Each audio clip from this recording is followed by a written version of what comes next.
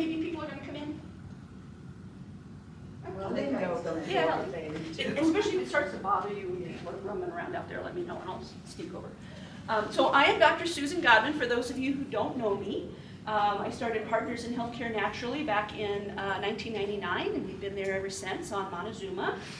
We also have a little medicinary, Nature's Medicinary, that has Dr. Lyon supplements and herbs and homeopathics and anything that you can think of that you need for your healthcare that maybe you can't find out in Sprouts, and it's very high quality, and we try to stay as competitive as possible.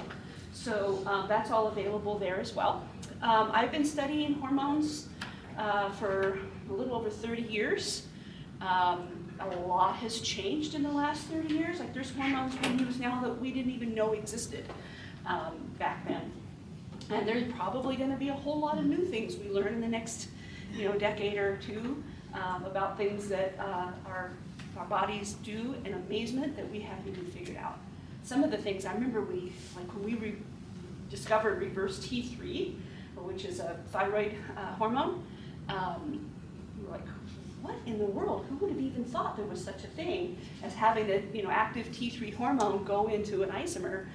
But there it was, and then we started figuring out why the body actually does that, and it makes a lot of sense. One of the things I would ask you about in our talk today, to think about how our bodies have evolved in the last thousands of years, because literally we lived a certain way for thousands and thousands of years. And then about 100, 150 years ago, we got refrigeration, we got electricity, we got indoor plumbing, and now all of a sudden we live very, very differently. And our metabolism is really still set up to survive in a world from thousands of years ago. So some of the things that you might be thinking about, well, why does my body do that? How come I can't lose weight after menopause? What's going on with that? How come everything shifts and changes? Most of it is because our body is still on that metabolic path of survival and not being able to get food sometimes. So everything that it does it to protect you and to keep you alive and to keep you safe and healthy as long as it possibly can. So if one particular pathway doesn't work, it's going to find the next best, usually. Sometimes it gets caught in downstream pathways that are not as appropriate, and that's a health condition that we have to maybe address. But that's what your body is trying to do. So look at those clues that your body is giving us from the standpoint of symptoms you might be getting. You might look at it like this as a really annoying thing. Why is this happening to me? But I might look at it like, oh, that's what your body's trying to tell us. Now your liver is doing that pathway, and maybe now we just need to correct it to a different pathway. Or maybe we need to add a certain thing or take something away that might be causing an aggravation. So that's kind of how metabolic medicine works, is naturopathic medicine. So anywhere along the way, if you have any questions, please jump in. At the top, I can show you my schedule is very, very loose. It's just going to be kind of broad topics. So anywhere along the way, if you're like, gee, would you talk more about that, or can we throw in Hashimoto's or whatever, just let me know anywhere along the way and we can navigate to that. Okay. So hormones are part of a cascade that happens from cholesterol. Cholesterol is our base hormone. Every other hormone in the body is made out of cholesterol. It's a very, very important hormone. You really need it, and you really don't want to stop it from being produced. We'll get into a whole lot more about cholesterol at the end if we have time, but just know that that's where all your hormones come from.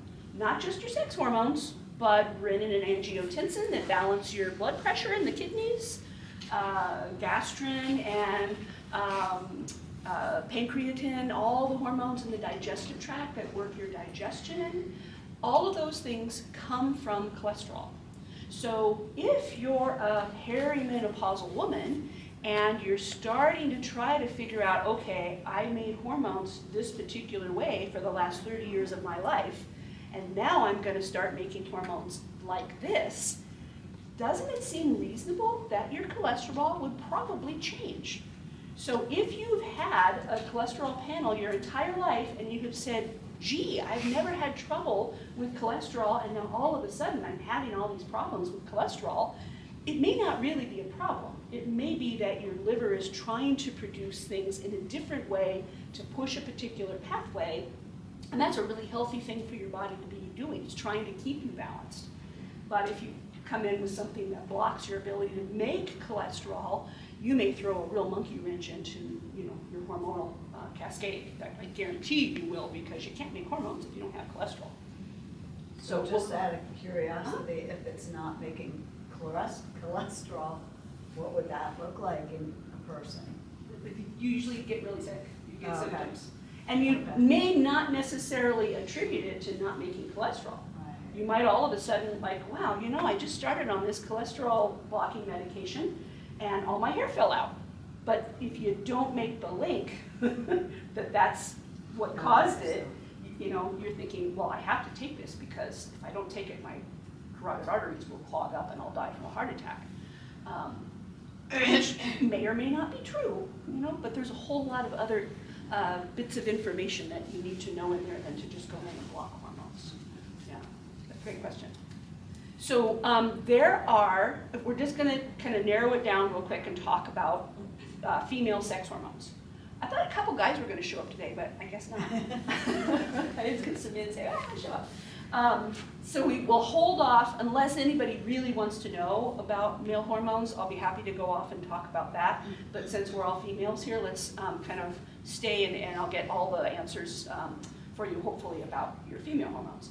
So there are some really important ones. There's more on that list because they went into the precursors and then they went into some of the metabolic downstream ones, which was nice. I'm going to tailor it a little bit closer because we only have 2 hours. And I really want to focus on the bioidenticals. So there are some major players for our female sex hormones. The primary ones we're going to talk about today are the estrogens.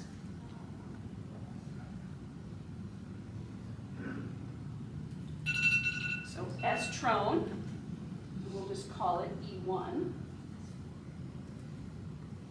Sorry, med school ruined my handwriting. So.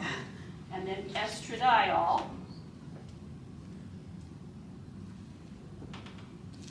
Is E2. And then estriol.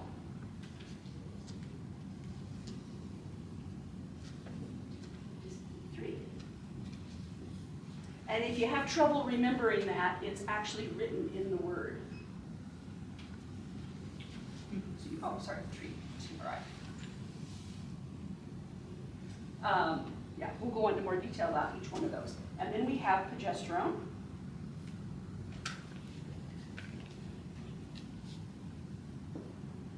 We've got testosterone.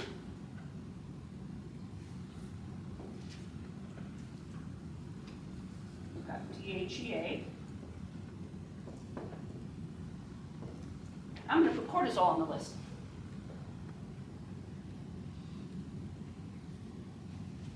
I wouldn't necessarily put cortisol as a female hormone per se, but because it's a question, we're going to throw it in there so I don't forget. Any questions or any other hormones that you specifically want to know more about that I don't have listed? Okay.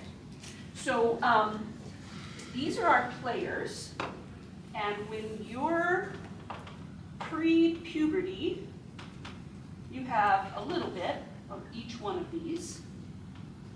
But they don't ebb and flow very much, and they just kind of are standard every day. Of the testosterone probably varies a little bit in a young one. But then when you start hitting puberty, all of a sudden the pituitary, who's in charge, your pituitary, that sits at the center of your brain, is in charge of, she's like the grand poobah, she's the orchestra conductor. If you think about all the hormones as a beautiful symphony, she's the one who tells the violin section when to come up, when to make the oboes play, how to make everything work. And she does all of that through double feedback loops. Hormones are cellular communicators. They are how one cell tells, how one cell tells another cell what to do and how to do it, and then that cell communicates something back, which is why endocrinology is so confusing. It's one of the reasons I study hormones so much, because I really have had a hard time in my career finding any other doctors out there who know much about endocrinology. Endocrinologists typically specialize in medications to navigate endocrinological problems. They don't really understand the pathways the way that I kind of thought they would. And then gynecologists, that you would think understand female hormones, don't even study hormones at all, because they refer anybody to endocrinology if they have a problem.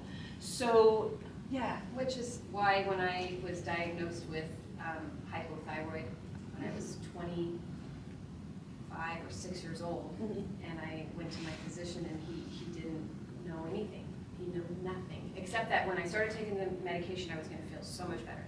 Yeah. That's all he could promise me, and it was true. But I wanted to talk to an endocrinologist about hormones. Right. And when I went to one, she said, "I'm really sorry, I work with a lot of patients who have diabetes, so Yeah. I don't know what more to tell you." Yeah, we'll try to get, because there's been so many questions about thyroid, we'll try to get in, and because we know so much more about thyroid today than we even knew 5 years ago. But I guess I'm just chiming in with the whole endocrinology. Yeah. People seek an endocrinologist because Right. they're supposed to know about hormones, and then they don't. Yeah, yeah, I know, it's frustrating, it's so frustrating. And I have found some really amazing endocrinologists to study with, and so I just follow them around and glean little clinical pearls from their mouths every time they speak, and try to, learn as much as I possibly can. In med school, I literally had a poster board. I took just butcher paper and I put it on a wall about this size, actually, and I just started with markers. I redid it probably 20 times, because every cell communicates with a hormone, and then that cell communicates back with a different hormone.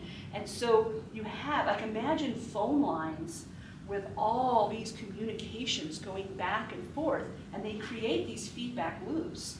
So you can't literally just look at one particular thing, because it's a conversation. And so I think the analogy of watching the pituitary, watch all of this and navigate how everybody, the volume has to come up, the volume has to go down. One example is hot flashes. Why do hot flashes happen?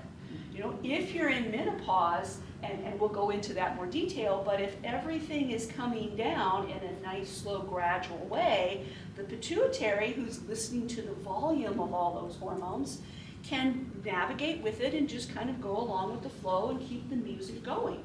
If all of a sudden a hormone radically drops in intensity, now she's not going to be able to hear what that, the oboe section just completely dropped away. What's going on? So she asked the hypothalamus, "Hey, would you please turn up the volume of the oboe section?"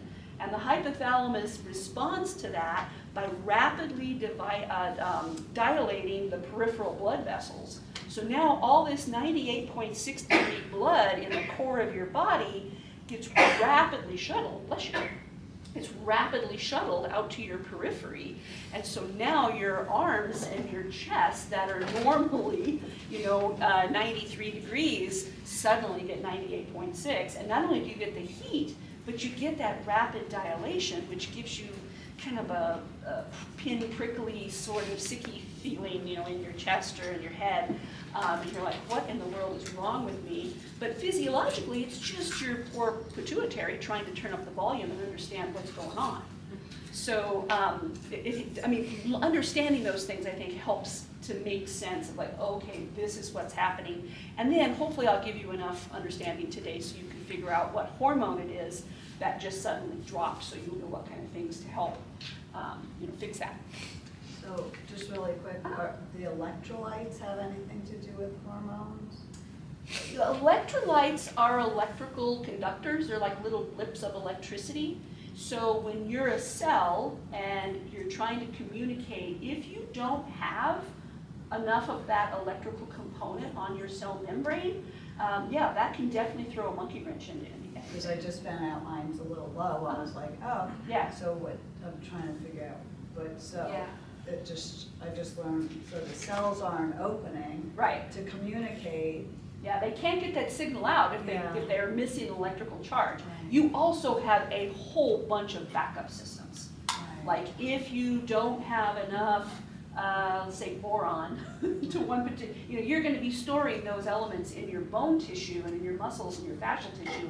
So there's a process where they get broken down and shuttled. I mean, it's amazing how well your body can fix a problem, but then of course that leaves that tissue ubiquitous, right? And so if you're deficient for a long period of time and you start taking it, it may take a little while to get those symptoms kind of resolved because you've got to now fill up that storage where they've been robbing Peter to pay Paul a lot. Yeah, it all kind of comes together. The most important thing about this talk that I really want you to take away is that nutrition absolutely 100% affects your hormones. If you are giving your body proper nutrition, you're getting the electrolytes, you're getting the minerals, you're getting the proteins, the proper carbohydrates, every nutrient that your body needs, then everything is going to stay very well balanced.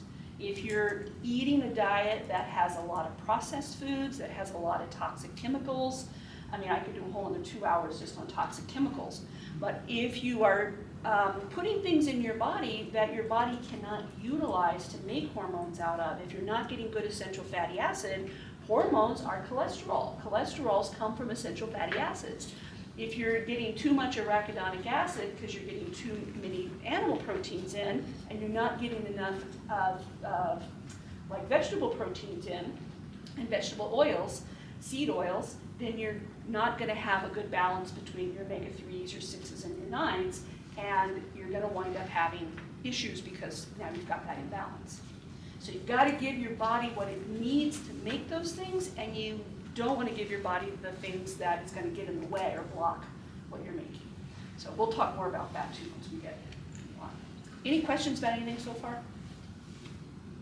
Okay, so let's go to, we covered the hormones. You guys, there's 3 estrogens: estrone, estradiol, estriol, progesterone, testosterone, DHEA, and cortisol was on our list. There's a whole lot more than that, but those are the ones we're going to kind of stick to today.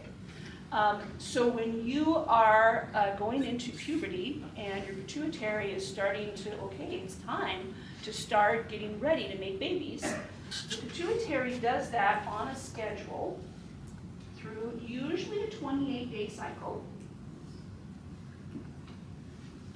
I am not a good artist, y'all. I draw stick people, so please bear with me. So if this is day 1, this is going to be the first day of menses. So all of a sudden the female starts bleeding, and we'll go into why that happens. And then day 14 is when ovulation happens.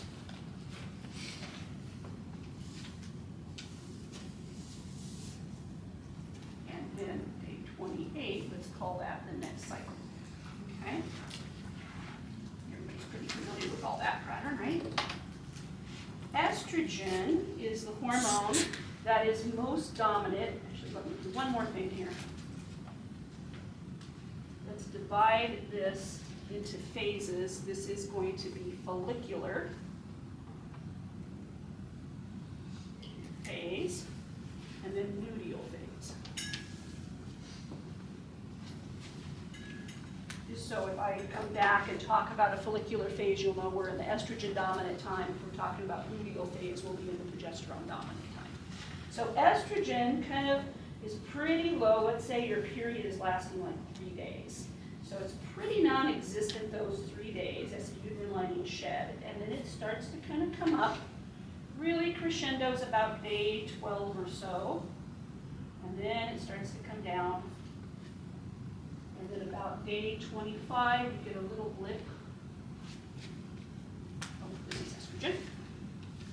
And this is all 3 estrogens, primarily during the menstrual years, the reproductive years. Estradiol is the most dominant estrogen. And that's why that's the only hormone that you really ever hear about, because 99% of our research is done on fertility.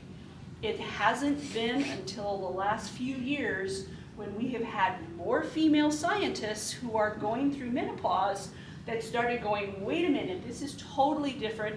Estradiol doesn't run the show anymore. What's happening? And everything started now getting studied. That's how we discovered estriol. Because, you know, postmenopausal women are now starting to look at these things primarily. If I'm going to lump for this process, we're just going to lump all estrogens into one category. Boy, I do not draw a straight line, do I? Progesterone, on the other hand, is pretty low the first part of in the follicular phase. However, around day 12, really starts to rise. This is progesterone.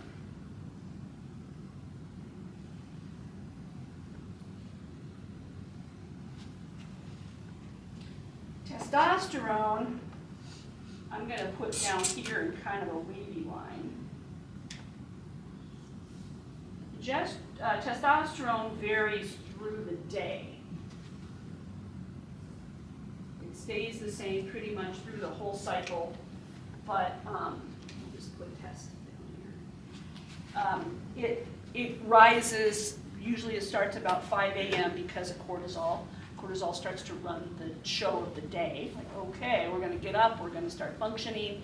Everything has to be available to function. So cortisol starts to rise, testosterone starts to rise. Between 5 a.m. and 9 a.m., testosterone and cortisol are at their highest levels. That's why men always wake up with an erection, because their testosterone is raging that time of day.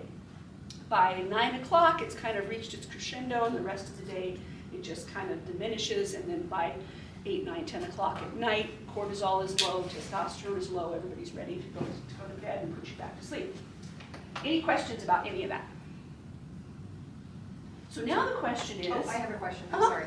So I have this at home, and I find myself wanting to use estradiol in the first 3 days, because I've gone from day 6, 15, 16 Right. until the following, Yeah. beginning, and I feel like I want to take it. Mhm. So Well, you notice I do a low, it's not non-existent. right, It's it's just there. low, yeah. So Yeah. doing a couple of, just a lower dose, Yeah. and then raising the dose as I get to day 3 through 15. That's perfectly fine. Yeah, absolutely. As long as you're kind of following the pattern. The only thing about using the bioidentical hormones with your cycle when you're premenopausal, Yes. I'm going to call premenopausal anything before we start getting into like perimenopause. Okay, so if you're still having a good regular menstrual cycle, you are premenopausal. Everybody thinks that's not right, but that's the term for it. So, where was I going? Using the estradiol when you're Right. premenopausal So- in the beginning. Estrogen primarily starts to build the uterine lining. Remember, everything has to do with making a baby. This is all about having a house for the little fetus to come and implant and live for 9 months. So the first part of your cycle is all about making that house nice and soft and supple and building that uterine lining. So that's what estrogen does, and that's why it starts to really get higher towards right before ovulation, because it knows that if there's an implanted egg, then that little fetus is going to be coming, and they need to have a nice place to lay. If you're having heavy cycles, you're heavy bleeding, and we'll go back to the types of estrogen after this. So just keep in mind that if there's a whole lot of uterine lining getting built up, then estrogen is probably dominant and a little bit too high, or way too high. Or more likely, you're converting your estradiol into estrone for a whole lot of reasons. So what you're saying is, I would know that I have too much if my periods, and Got we talked heavy. about this, were heavy. Yes, When the period comes, it's super heavy, I know, okay, I need to back off. right. But what's interesting is that my periods just keep getting shorter Yeah. and lighter. Well, because you're getting closer and closer to perimenopause. So I think Yeah. think I'm okay with adding more estradiol in. The other thing you can do is you can start using more estriol instead of estradiol as you get closer to menopause. Well, when we Because talk about that that, will I have protect you. questions about that. Okay, well, we might cover it too. Okay. So estrogen builds the lining. If it's getting estrogen dominant, a whole lot of other things happen. We start getting into metabolic syndrome, and, which used to be called polycystic ovarian syndrome, which really has nothing to do with cyst on the ovaries. It's kind of got misnamed, but that's what most people still think of it as. But really, it's a whole process of things that take place with sugar imbalances, pancreatic enzymes start getting thrown out of balance, your liver isn't detoxifying, I mean, a whole lot of things that happen with that. We'll try to get into, is anybody really interested in that, metabolic syndrome? Okay. So I'll try to get as much information as I can to that. Once estrogen starts to diminish and progesterone starts to come up, now the little follicle gets released. Luteinizing hormone and follicular stimulating hormone are all part of that as well. But since they're not really driving the show, they kind of are, but they're not pertinent to the hormonal cycling. I'm leaving it out today just because that's a whole other topic. But you have other hormones that are talking to the ovaries and saying, okay, it's time for that little follicle to get released. And it gets released and it starts traveling down the fallopian tube, and if there is a viable sperm available and they get to meet each other, now they ignite, and then as they travel the rest of the way down the fallopian tube and they make it to the uterus, progesterone is there holding that uterine lining really nice and protective for that little baby to implant. If the baby gets there and implants, progesterone does not come down. Progesterone just keeps going higher and higher and higher. If this is, let's say, 350 on a scale, when you deliver the baby, you're at like 4,000. So that's why, and progesterone is the hormone that makes most people feel happy and like everything is going to be okay in the world. So most women do feel really good. I mean, there's a whole lot of reasons why they may have issues with other things, but for the most part, emotionally, you tend to feel really, really good. For moms out there, is that pretty much true? Experience? Okay. And then, of course, when you have the baby, progesterone drops. So you go from 4,000 of everything is okay in the world, I can handle this today, life is wonderful, back down to here, really. I mean, no wonder you get depressed. No wonder you have postpartum issues. I have a long list of things I'm going to ask God about when I get back up there. One of them is like, okay, what was that supposed to do? Like, there's got, I mean, we might discover it before I die. There's got to be a reason why it drops so abruptly. Maybe oxytocin is supposed to kick in and take its place. And it does for a major part. Oxytocin is another hormone that it's the hormone that gets released right after you have a baby, during pregnancy or during delivery. That's why when you look at that little thing, you are just in awe of how fantastic it is. Not because it's not, because it is, but it's also a hormonal surge of like, I'm so in love. Same things happen during an orgasm, and when you're looking at a partner or a puppy dog or a kitty cat, anything that brings it on starts with the release of that oxytocin. It's a wonderful hormone. And you can actually use it therapeutically for a lot of things as like a nasal spray, and that's a whole other topic. So progesterone, when it becomes an issue, like let's say it doesn't go peak. This is day 21, by the way. That's peak luteal phase. And so when you're going to measure hormones, the best time to measure is actually peak luteal phase. So somewhere between like day 19 and 23. Then you're going to get the best experience of progesterone, and you're also going to get where estrogens are at their most stable. If you catch them here, you don't really know exactly, unless of course you're looking for estrogen dominance and you're wanting to know, is my follicular phase really high, then you can do it that way. But 90% of the time, you're probably going to want to test your hormones right at peak luteal phase. And that's one of the problems I see a lot of other doctors do, is I'll get a lab retest back and it's like, well, when in your cycle were you? And either it was several months ago and they don't remember, or it was like, oh, I was on my period when I went to get that done. Okay, well, you're here. That tells us nothing. Or, we measured it here. Okay, well, Your progesterone is low, but that doesn't mean your progesterone low. It means it was time for your progesterone to be low. So if you don't measure it properly, you're not going to get the right information that you're looking for. So that's a really important thing to do. Any questions about any of this? Okay, so let's talk a little bit about what can go wrong. Okay, like I had just said, estrogen can go high. Estrogen can not go at all. Let's put it actually down here. That's probably what you're experiencing. You can have fake estrogens, like if you're eating a lot of non-organic animal products, and almost all of our animals now are injected with heavy levels of hormones.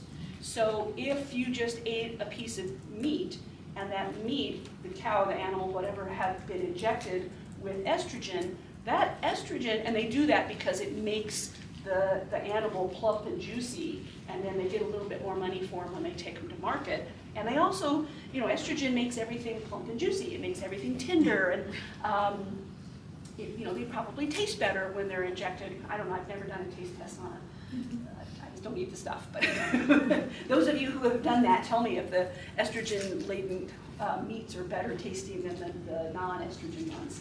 But what they do is they are injecting it with an estrogen that isn't the same estrogen as your body produces. So remember we talked about the estrogen. I should have left them up here, I guess. I'm going to do this.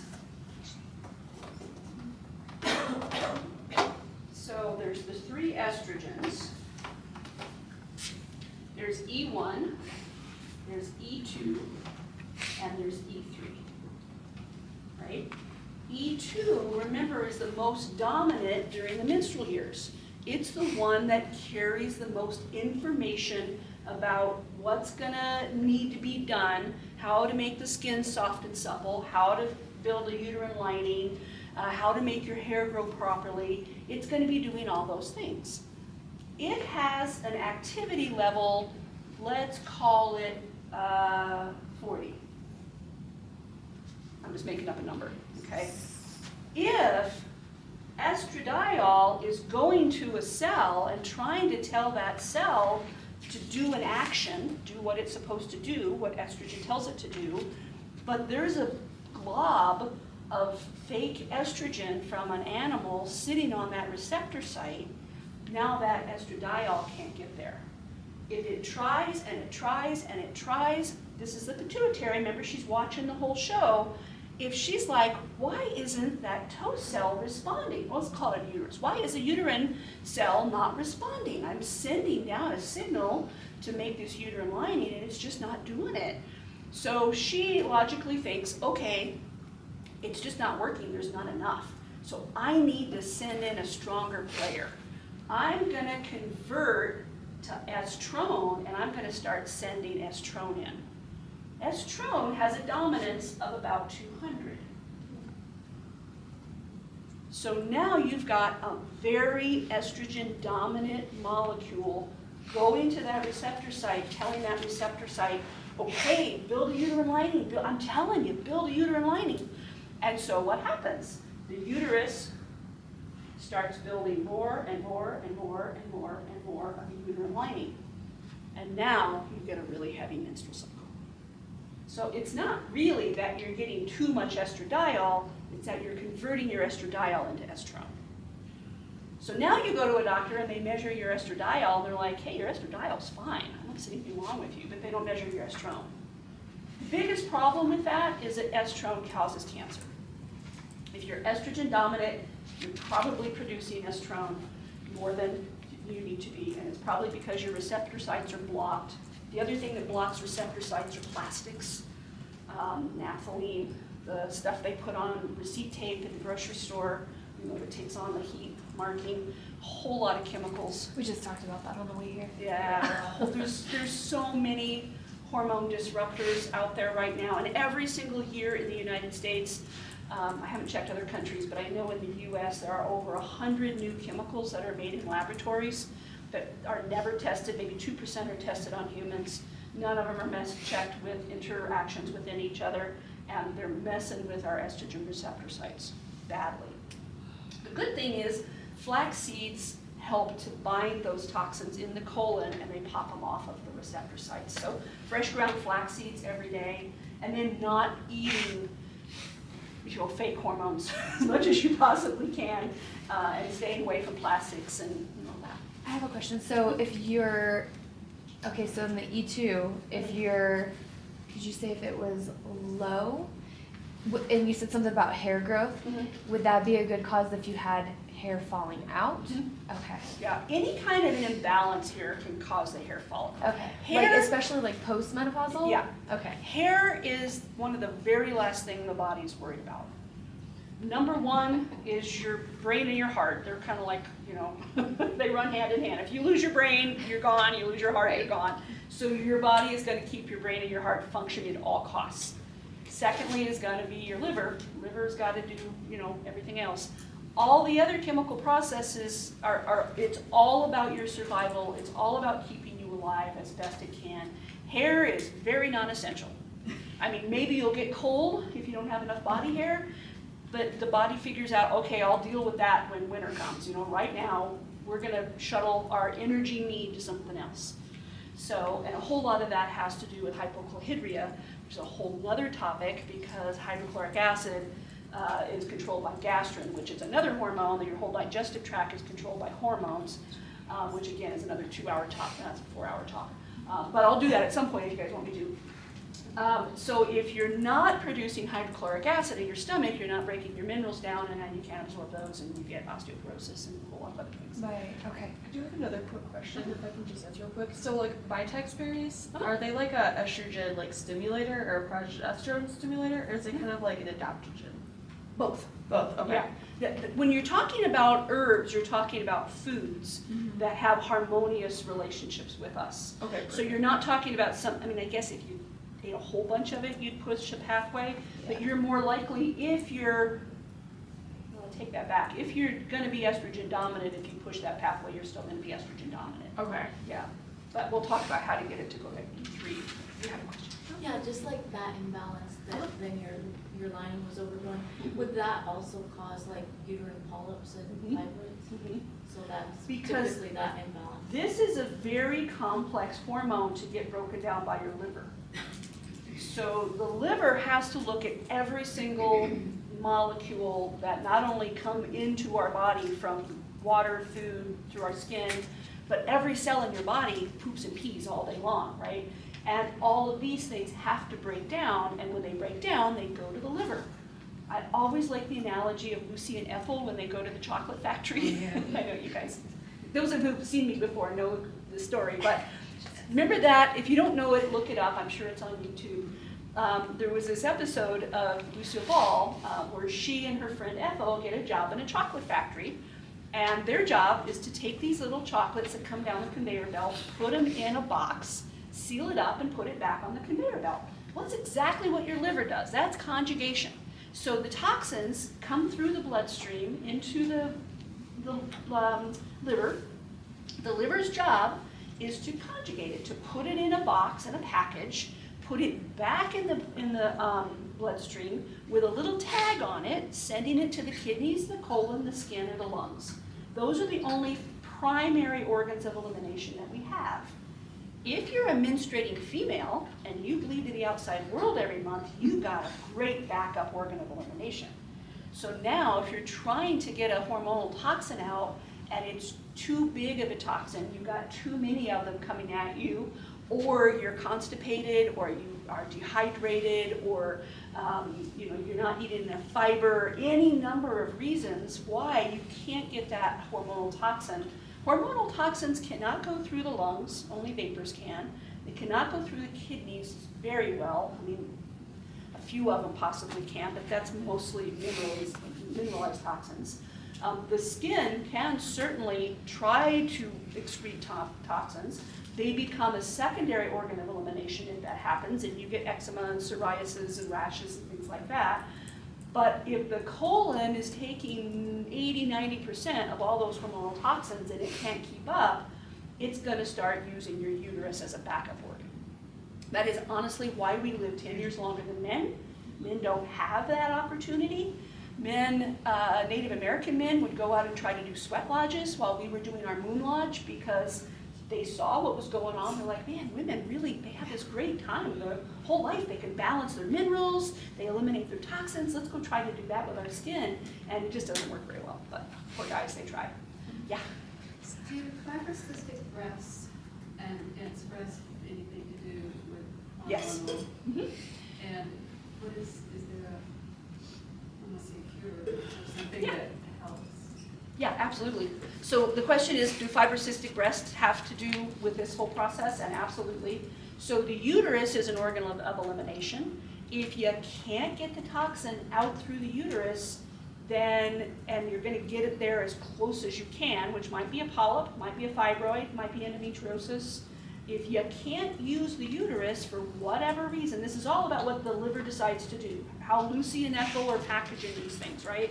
If they get a tag on there, like, okay, the uterus is really clogging up, there's too much going on, or hey, maybe we just went through menopause and now we don't have a uterus anymore, the liver is going to choose the next best hormonal tissue to store it, and breasts are a beautiful one. So if you start putting a lot more of that hormonal tissue in the breast tissue, you're going to wind up having little fibroids form, cysts, things like that. Yeah. You mentioned endometriosis. Is there, so like the overwhelming amount of hormones not being able to be excreted correctly, is that a cause of endometriosis? That's one, yeah. Okay. Yeah. Any toxin that's not getting excreted properly that gets sent to the uterus, it may not be a hormonal toxin. Let me rephrase that. It may not be a sex hormone. It could be renin-angiotensin from the kidneys. It could be gastrin. You could be having digestive imbalances. It could be any hormone that your uterus is trying to detoxify for you. But if you speed up the whole process of detoxification, now you take the heat. You turn the uterus away from being a secondary organ of elimination back to doing the job of just being a uterus and holding a baby. That's the goal.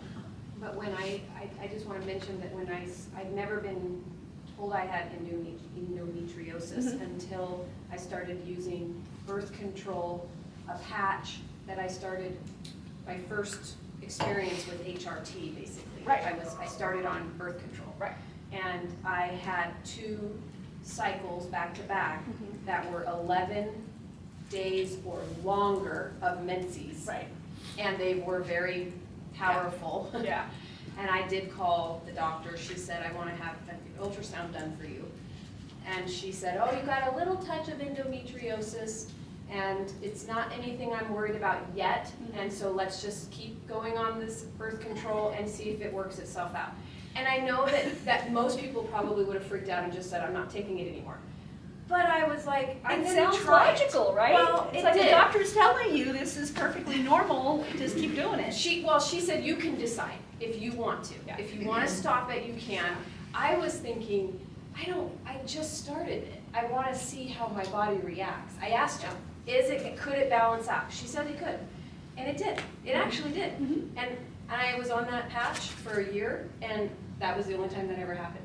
So for whatever reason, it was an influx Because your of pituitary is very smart. Yes. And she said, all right, now we gotta get a different Let's pathway figure out for how to this do this, happen. yeah. But I guarantee you, she was storing that hormone somewhere else. Oh, absolutely. Yeah. I mean, I'm sure I had other things going on as well. Yeah. So that brings up a great topic we should go into next, is synthetic hormones. How are they different? And why do they give you birth control to solve these problems? Number one, it's a drug, which is what they learned. Number two, it does solve the problem. It blocks everything. Some people just don't even have a period. Now you got a garbage disposal that can't empty. That really throws a monkey wrench into anything. But the biggest problem with non-bioidentical hormones is that your liver can't break them down. Okay. And birth control works as a birth control because your liver can't break it down. And it's not progesterone, it's progestin. Right. And what is really maddening, from my standpoint, is that in all the research studies and papers that you read, they refer to them synonymously. And if you talk to doctors, they're like, progesterone is progesterone. It's the same molecule, it's not a problem. But if your liver cannot break down progestin, I guarantee you it's a problem. Because if your liver can't break it down, if Lucy and Ethel can't put it in a box, what are they going to do with it? Yeah, but so, okay, if the liver starts to eat the toxin, it becomes fatty liver. So now all of a sudden, what's one of the newest diseases on the horizon? Dr. Katie just wrote a great article about it a couple weeks ago in our newsletters. If you're not getting our Thursday newsletters, they're free. And just call my office and let them know you want them. But non-alcoholic fatty liver disease is on the rise, and I probably went from seeing 3 cases a month maybe 20 years ago to probably 50 cases a month now. I mean, maybe it's not quite that extreme, but I see a lot of it. It's unbelievable how much fat is built up. So if Lucy and Ethel can't keep up with packaging the boxes, they start putting the chocolates in their pocket, putting them under their hat, eating them, right? Eating a chocolate is fatty liver. Putting them in a pocket or falling on the floor is a toxin getting distributed somewhere else in your body, in your uterus, a fibroid, a cyst, a fatty lipoma, a brain tumor, a cancerous tumor. They can turn cancerous because they're excoriating and they tear up the tissue, and estrone is really dominating for that. So fake hormones are a big problem. So what have you heard about FDA-approved bioidenticals? You're prescribing those at all? Do you talk to patients about them? I don't trust them, Okay. honestly, because you can't get a good, clear answer if they tell you this is the same molecule. I'll give you a perfect example. I got into a knockdown, drag-out arm fight with an FDA agent probably 25 years ago at a conference over vitamin E. So vitamin E, and you know you can always get good vitamin E if it tells you it is an L configuration. So molecules have a spin to them. And in nature, most of the nutrients that we get have what's called a lever rotary. Well, let's just stick to vitamin E. Vitamin E absolutely has a spin that is clockwise, and it is called lever rotary. So if you see an L, alpha tocopherol, you know that that molecule is a natural molecule. It is spinning in the way it's designed. That's a very expensive process. They can synthesize it, but when they synthesize it, it has to spin in a synthetic way, which is counterclockwise, which is, I'm sorry, I have that backwards. Please change your notes. And I'll give you a good acronym to remember. D is the proper rotation. Dextrorotary is the clockwise. Lever rotary is counterclockwise. And so if they synthesize the molecule, it is lever rotary. The FDA says you have to put some natural vitamin E in a supplement. Why they would say that, I mean, if it doesn't matter, why do you have to put some natural in there? But they'll maybe put 3% dextrorotary, and then they'll put 80 or 97% lever rotary, and they'll call it DL alpha tocopherol. That's probably 90% of the vitamin E supplements out there. Well, in the dextra form, vitamin E is an antioxidant. It goes around gobbling up electrons, free radicals. When it's in the lever configuration, it's a free radical. It goes around. It's a scavenger. It's looking for for electrons. And so when you swallow it, it goes into your cells and it takes the electrons out of your cells, leaving the cell membrane open, and it loses its selective permeability. So now it can't decide what comes in and what comes out. And you now have a cell that's very, very prone to become cancer, especially if that free radical goes into the nucleus and goes into the DNA. So here I am with this FDA agent, and if you draw out a molecule structure, like you've got 8 carbons, you've got 4 hydrogens, you've got 2 sulfates, you can spell out a molecular structure for every molecule out there. But when you look at it from a organic chemistry standpoint, that molecule's moving, which is why organic chemistry is so complicated, because you've got to understand the spin and not just how molecules come together, but how they dance together, which is really fun too. But so if you've got a molecule that is mostly a free radical and not an antioxidant, and you're giving that to patients, they're not going to get the benefit of vitamin E. And there was an article that had come out, a study that came out saying, don't take vitamin E, it causes heart disease. Well, they did the study on DL tocopherol rather than the bioidentical form, the natural occurring form. So of course it's going to cause heart disease, because you're giving patients, you're giving your test subjects something that is a free radical, not an antioxidant. And this guy would absolutely not take any information. He's like, that is the same molecule. You write it out, it's exactly the same thing. There's no difference between the two. A synthetic is exactly the same as a bioidentical, and you can't argue with that. So I don't know, I don't trust him yet. I'd like to see more data on it. When I call research studies and ask them, was this progesterone, because all the literature will still call it progesterone. I did this study, progesterone looked bad, it causes blood clots, it does these things. Bioidentical progesterone does not do that. Synthetic progesterone does. But if you can't get a clear answer from whoever did the research, then, and they're calling it exactly the same thing. Luckily with estrogens, I mean, it's a totally different molecule. So at least we get some clear answers with that. Testosterone, because it's a male-dominant hormone, there's a whole lot more research on testosterone. But that's another topic. So did I hear you say that you don't prescribe bioidentical? No, I don't prescribe the FDA. The one that you would go to Walgreens and pick up. Okay.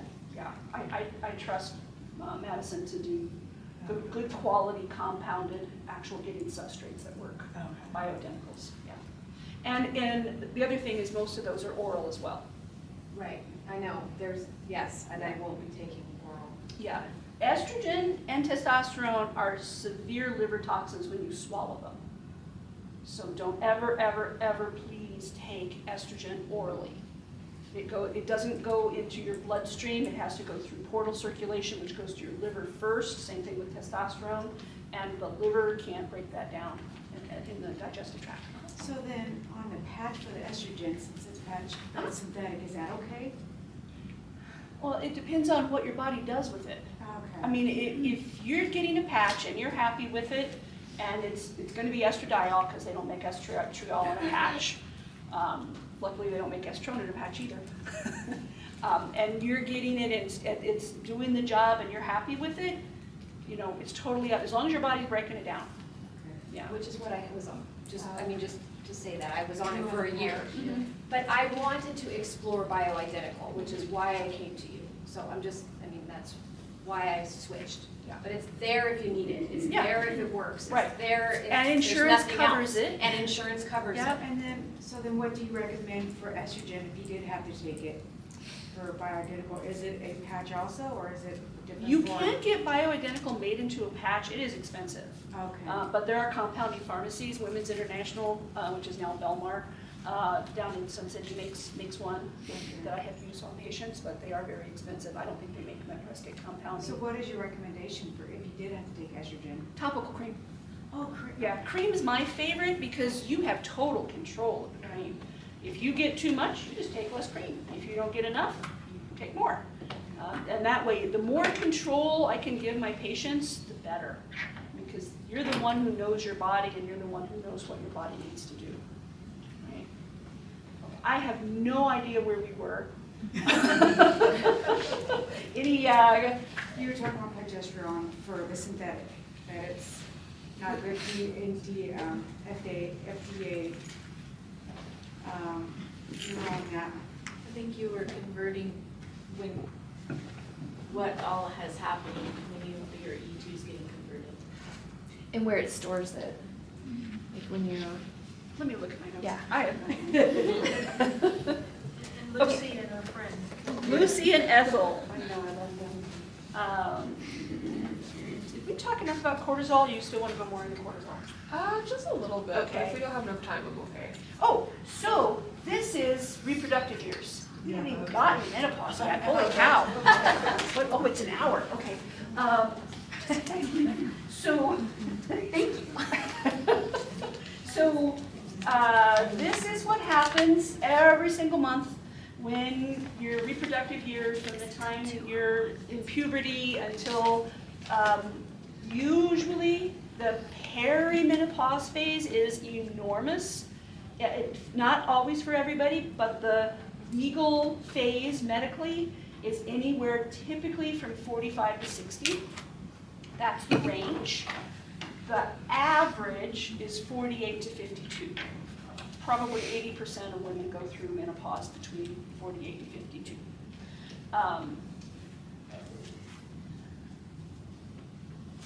Just trying to find some more I want to say about that.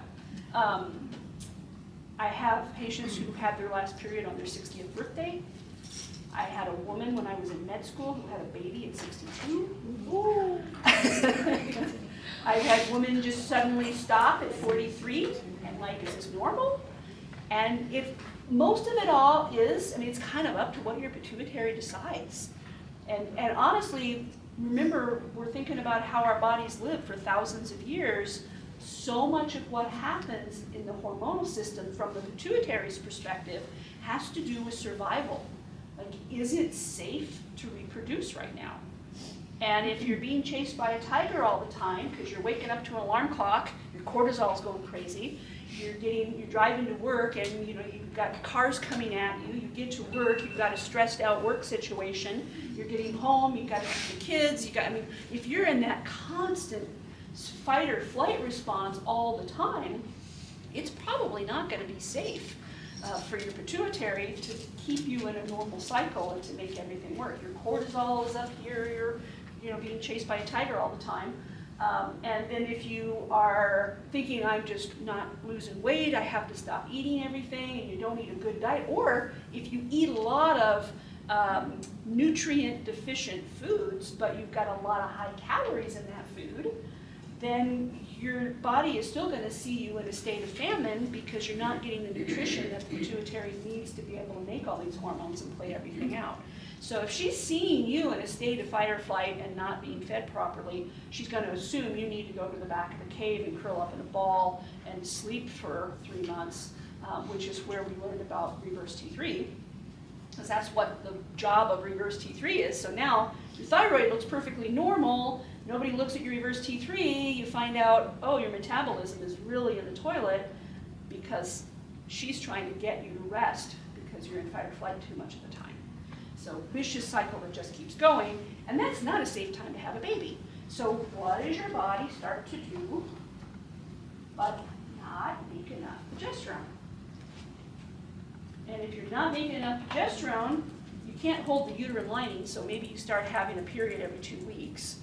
Or you still have enough of a cycle to have a period, but it's heavy because now you're not really that heavy dominant in estrogen, but the ratio between estrogen and progesterone are out of balance.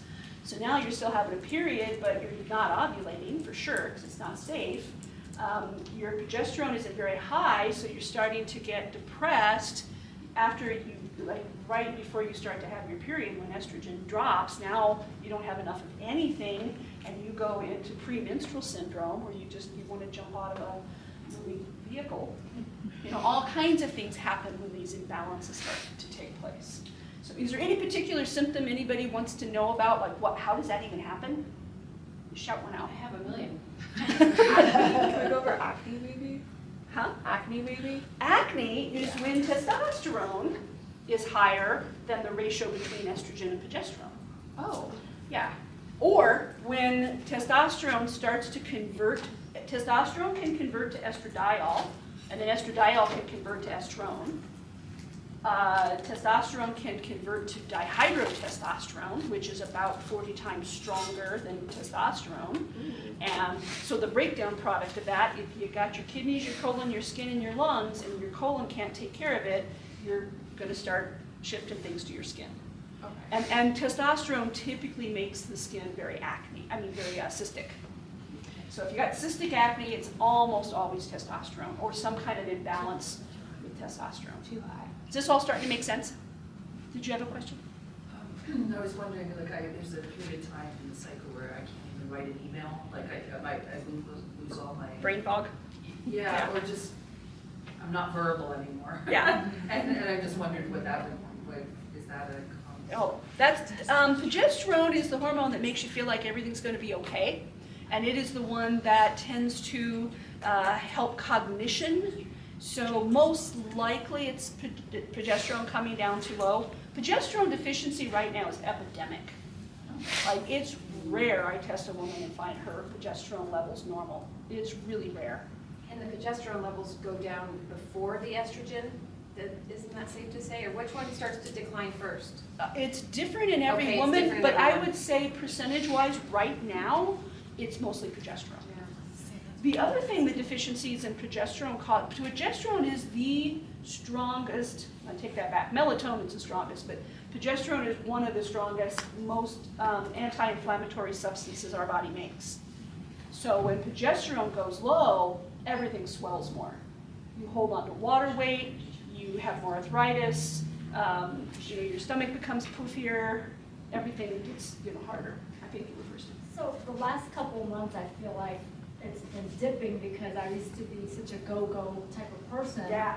And then November, December, I just had no motivation Yeah. to do anything. I'd wake up and just not want to do anything. That'd be So is that cortisol. like the dipping of the progesterone? Yeah, probably. So what you might try doing is taking a whole bunch of chia seed oil for the next couple of months and see if that resolves it.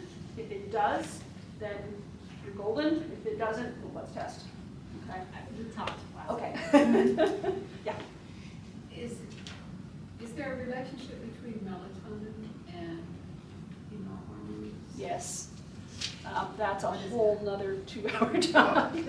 There's a correlation pretty much between every hormone, between every other hormone, because remember it's a feedback loop, so it's a conversation. When one is saying something, the other one has to say something back. So if you're like low or you're unbalanced in hormones, that affects them.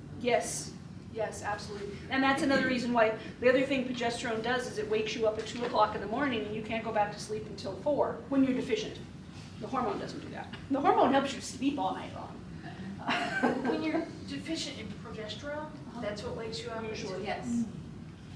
And you can, if you have, and I've just experienced that, I'm in my luteal phase right now, I'm on day 21. And if I just got up to my highest, which is 6 clicks, and I'm sleeping great. I still have to get up and pee, but I can go back to sleep. Yeah. It's when I'm waking up to go pee and I get back in bed and I'm like, don't talk, don't. Yeah. No lights, nothing, because I'm not going to be able to go back to sleep. That's the hardest for me. Yeah. So bad. Yeah, and that usually happens. Progesterone more fixes spread. that. Yeah, absolutely. So if you're on progesterone and that's still happening, is it? You need more, right? I don't know. Maybe. Yeah. I Go more chia. Possibly. And I You- know I need that. You can also, progesterone is the main hormone that you can take orally. And when you take it orally, about 80% of it converts into sleep hormones, melatonin. Okay. Yeah. Cool. But melatonin in a way that works, so if you're taking melatonin and it doesn't work, progesterone might convert into melatonin that actually works. Yeah, I think you have one. Yeah, so real quick, if it's not too deep to go into, for the, I just lost the word. The birth control that has both the synthetic estrogen and the synthetic progesterone. Yes. Why having both of those at the same time, like how it affects the cycle and what exactly it does? Basically, birth control is a pituitary trick. I used to work with a doctor who called it hormonal rape from a pituitary standpoint. It is faking out your pituitary to think you're pregnant. Either if you take it all the time and you never have a period, your pituitary literally thinks you're pregnant. So It needs to have those happening. Some women don't do well. If you're low in estrogen and you add progesterone as your main birth control, or progestin, you'll feel really horrible. So they'll balance you out that way. But if you're having a period, which means you're taking your hormone for 25 days and then you're having your little placebo pack, your pituitary thinks you're pregnant, and then all of a sudden, oh wow, wait, I guess I'm not. Progesterone just dropped. Okay, we're going to have a period. You didn't really have enough time to build up a uterine lining because the pituitary gets told you're pregnant on day 3, right? So you don't build up much of a lining, so your periods wind up being very scant, which most women kind of like. But that's what it's doing. It's faking you into thinking you're pregnant. So if you're taking birth control for a number of years and then you want to try to get pregnant, you sometimes have to turn the pituitary back on again. And there's ways to do that homeopathically. You can drop in signals throughout the cycle and say, okay, now you're in uterine phase, now you're in follicular phase, now you're in ovulation phase, now you're in luteal phase. So you can do that, and that's what I typically do. And sometimes if that doesn't work, we have to actually alternate the hormones for a couple of months until they're able to conceive. There was another question. So can we do chia, like last time you talked about chia? Mhm. Can we do it all throughout the Sure. whole month? Yeah, the oils, so chia seed oil is literally one chemical conversion away from progesterone. It doesn't force your body to make progesterone, it's just giving your body the building block to be able to do that. All it has to do is add a little substrate onto the side of it and it's got progesterone. So if your pituitary is saying, hey, look, I can make some progesterone now, I've got all the building blocks, then boom, you get progesterone. It doesn't hurt anything. If you don't need it, it's not going to make it. Okay, so we can take it, because Yep. I was doing it like. You still have cycling it. progesterone I was here too. Yeah. Did you start after the first talk? I had breast tenderness that first time after.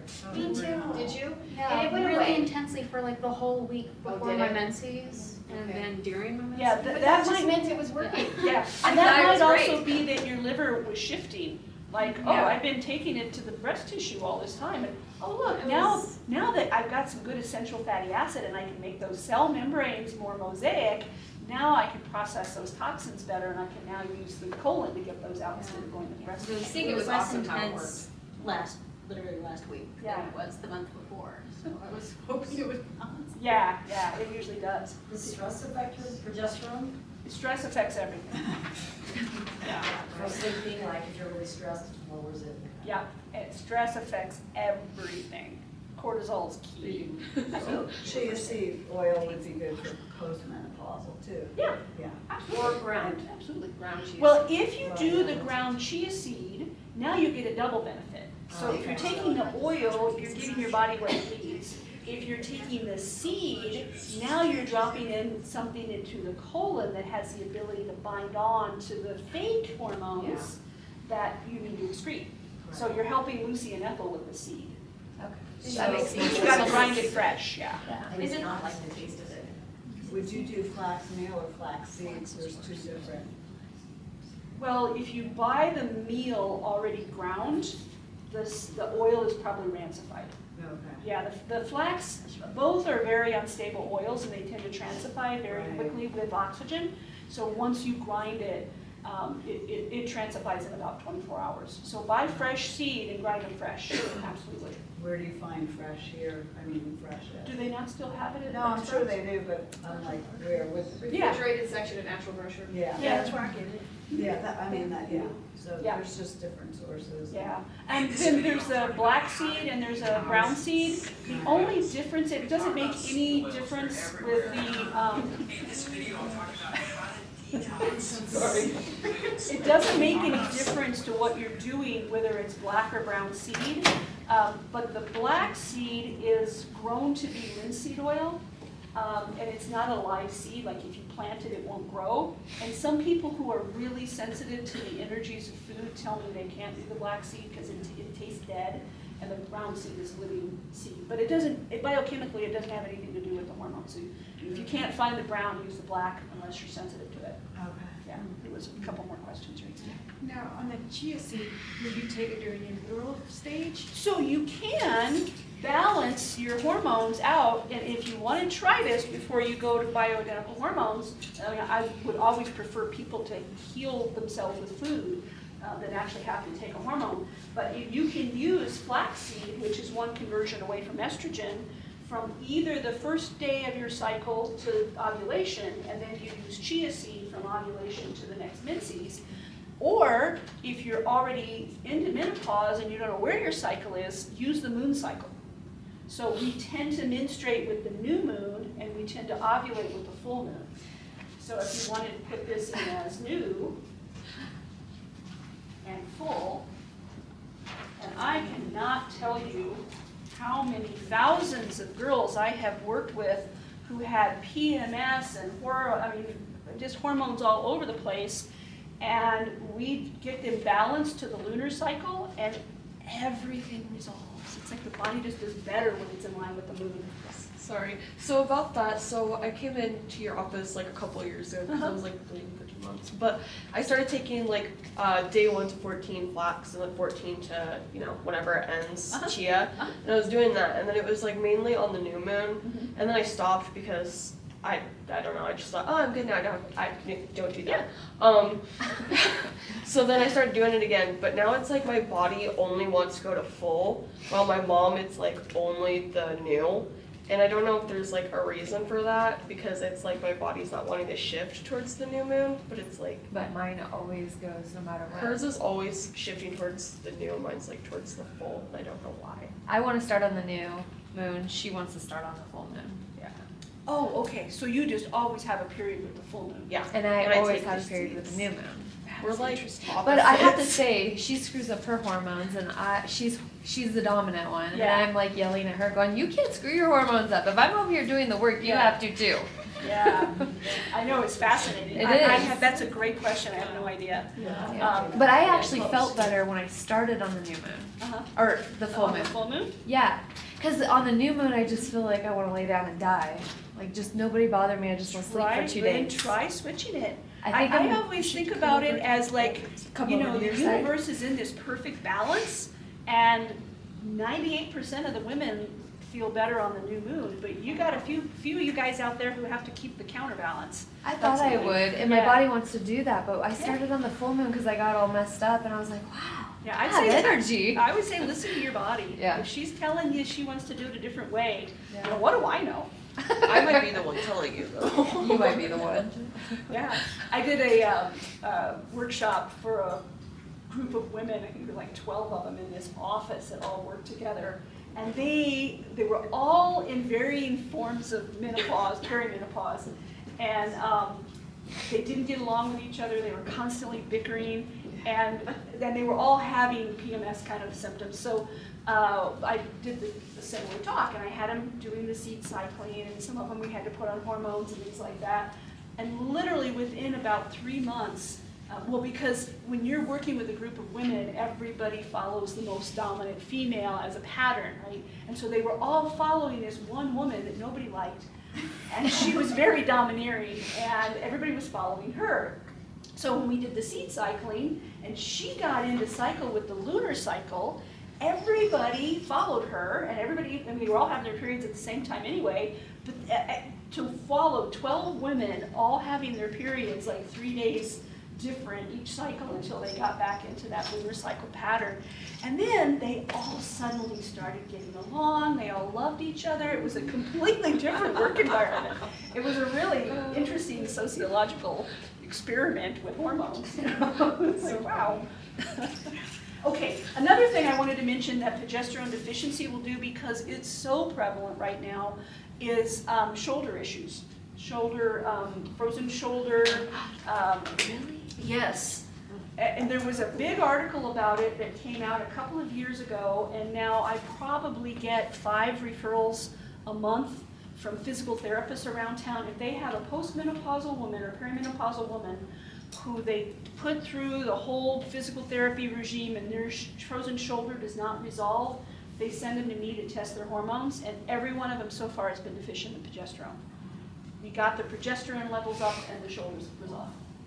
Which therapy office do you recommend? Oh, for physical therapy? Yeah. Well, we don't have a bad physical therapist in Prescott. Okay. They're all really good.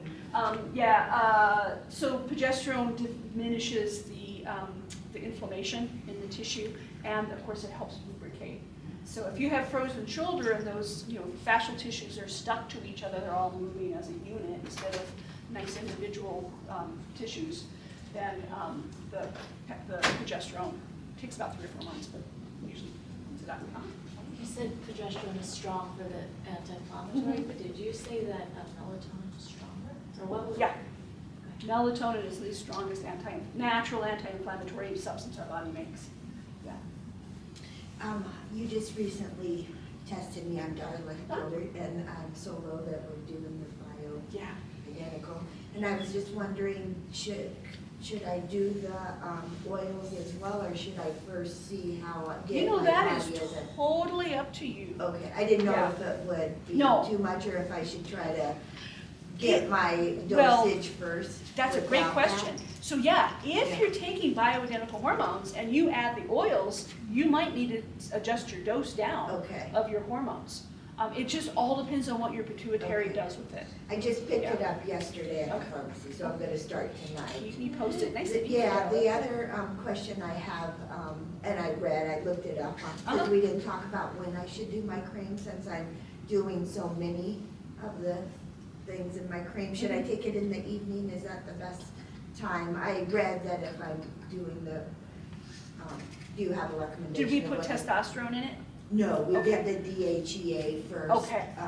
If there's no testosterone on it, it doesn't Okay. really matter. Okay. And what you're doing with the cream is you're putting it on your skin. It goes into your adipose tissue, the little layer of fat underneath your skin. And then it kind of hangs out there, and the pituitary is who calls it out. Okay. So it really doesn't matter. However, I have had patients tell me I get energy when I put it on, usually because there's testosterone in it. Testosterone comes up early in the morning. So if that's the case, then I have them do it in the morning. Progesterone helps you sleep. Yeah. So if you put it on at night, I'd say most women put it on before bed if they don't Okay. have testosterone in it, and it does kind of help you sleep a little bit That's better. what I had read. That But maybe, after yeah. a few months of doing it, it really doesn't matter. Because Okay. your pituitary is going to be in charge of what happens with it. Okay. Yeah.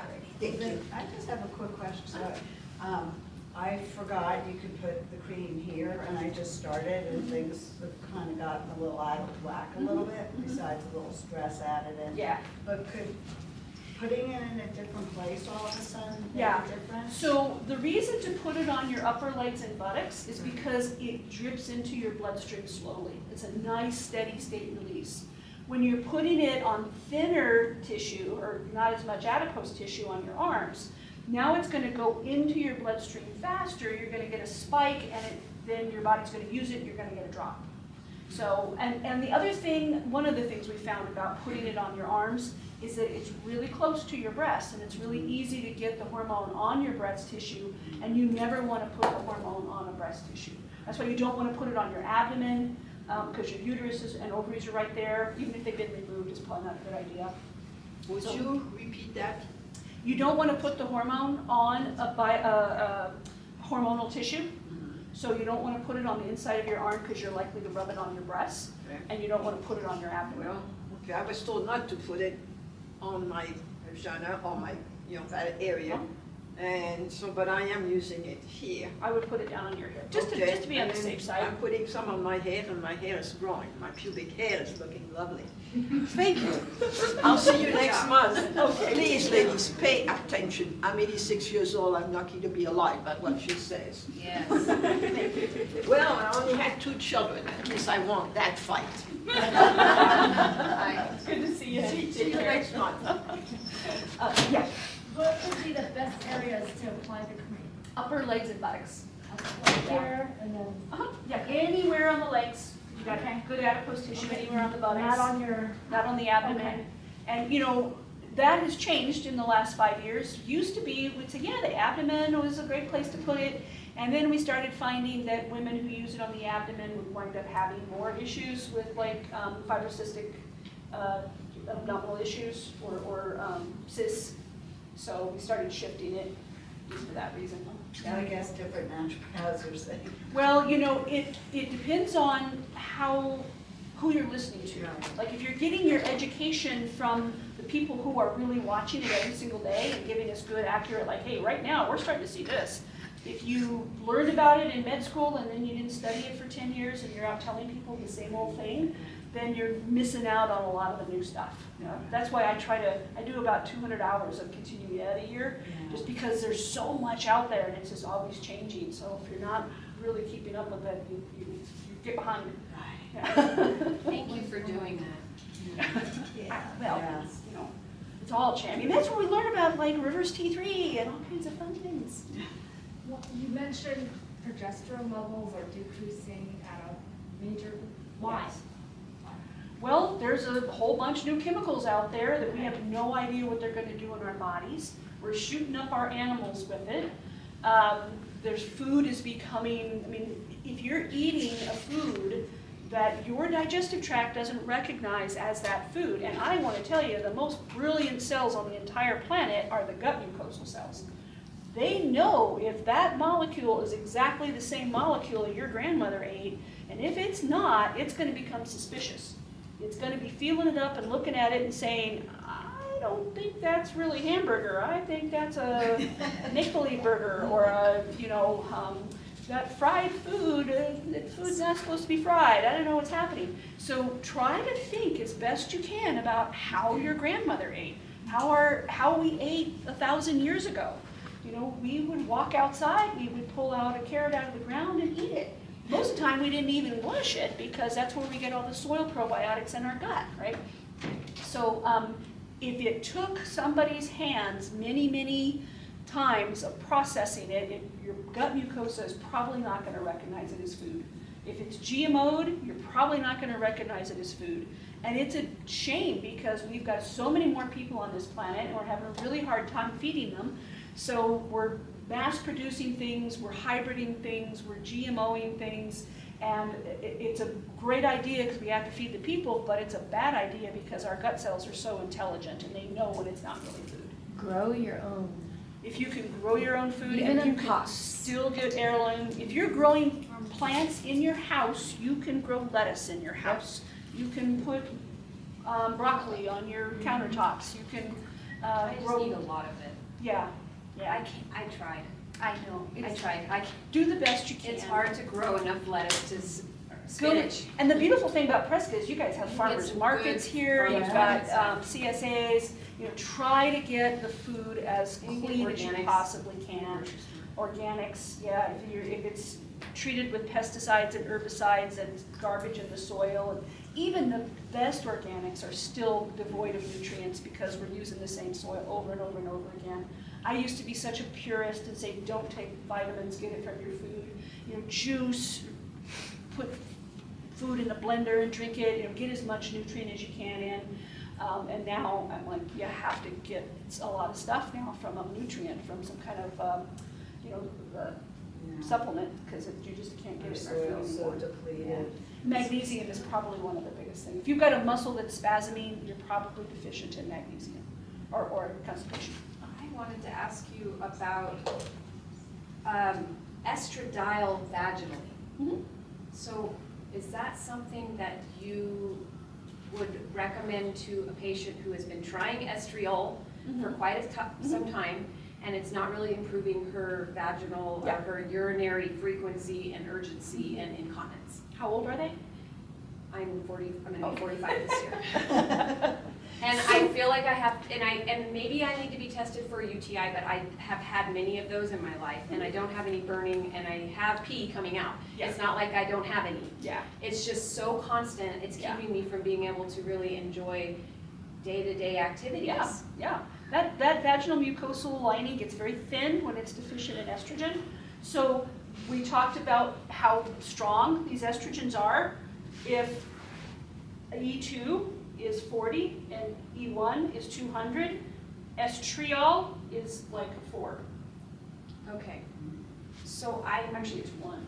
okay, so would you say, so I'm not saying that the estriol cream doesn't plump things up and make me feel more moist down there, but I just was hoping that it was gonna help me more with my incontinence, and it doesn't seem to we be. might need to go to E2. Okay. Yeah. I try not to do E2 after you're like 55. I'm sorry, 55. I really try to get it out of formulas after you're 60, 62, but it is a lot stronger. I mean, when we first discovered estriol, which is in my career time, it hasn't been that long ago, we didn't even know what it did. Like, it's such a light-acting estrogen. We called it the estrogen whisperer. It literally is such a light-acting estrogen, but it does still the job of estradiol. You just get it a lighter dose. It's the hormone that is the most dominant after you go through menopause.